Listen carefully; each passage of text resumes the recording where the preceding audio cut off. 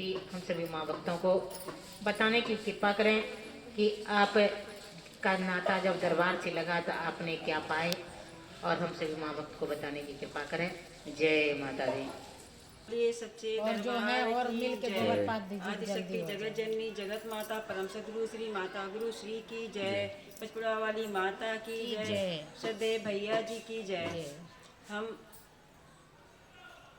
हुमायूंपुर जगेश्वर पासी चौराहे के निवासी हैं। मेरा नाम पुष्पा देवी है। हम माता जी के दरबार से मेरा नाता लगभग 10-12 साल तो हो ही गया होगा। किसी का हम पहले बहुत परेशान रहते थे। मेरे घर परिवार में तरह तरह की परेशानियां थी।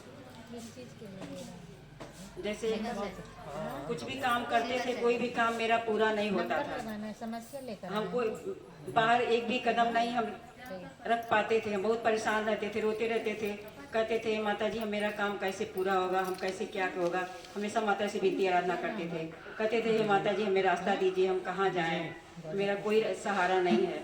माता जी की दया कृपा हुई, दरबार से मेरा नाता लगा और यहाँ दरबार में आए, जहाँ बाबूजी द्वारा मतलब बाबूजी से हम मिले। बाबूजी से अपनी समस्या थोड़ा बहुत बताए। बाबूजी कहे ठीक है आइएगा। रश्मि माता जी से बताए। रश्मि माता जी कहे ठीक है, अब यहाँ आ गई हैं, अब आपकी सारी समस्या का समाधान हो जाएगा, अब कहीं मत जाइएगा। हम कहे ठीक है हम कहीं नहीं जाएंगे। तब से हम दरबार में तब से हम कहीं भी नहीं गए, किसी भी सोखा हो जाके यहाँ कहीं भी नहीं गए।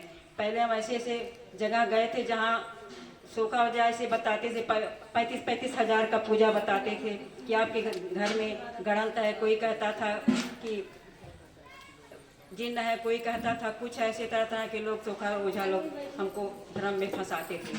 कहते थे 35 हज़ार लगेगा पूजा में, तब आपके घर का समस्या का समाधान होगा।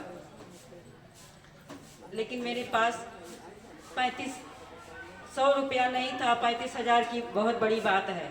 किसी तरह से 3500 रुपये का हम उनसे हाथ गोड़ जोड़ करके कहे कि भैया किसी भी तरह मेरी समस्या का समाधान कर दीजिए।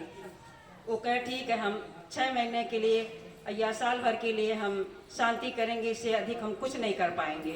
हमने कहा ठीक है कर दीजिए। पैसे की व्यवस्था कर करके मेरे पति और हम गए उनके यहाँ।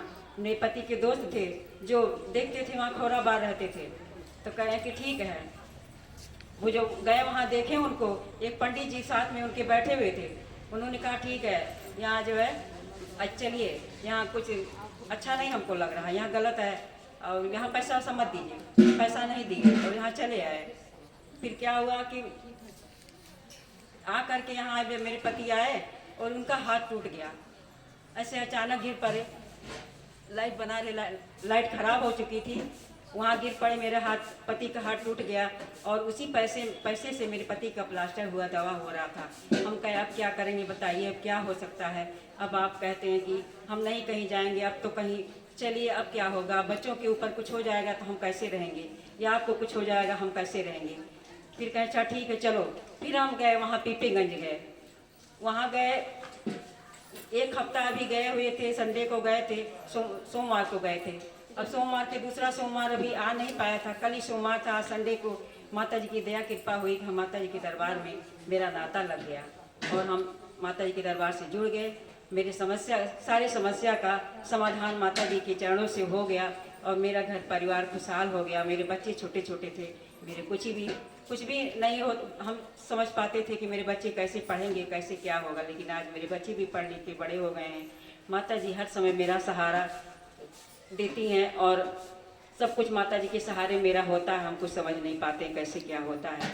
हम विनती आराधना करती हूँ कि माता जी जैसे मेरे घर परिवार में खुशी दी हैं, जैसे मेरे बच्चों को मेरे घर परिवार पे सहारा दी हैं, वैसे छत्र छाया वैसे सहारा सारे भक्तों को ऊपर हो।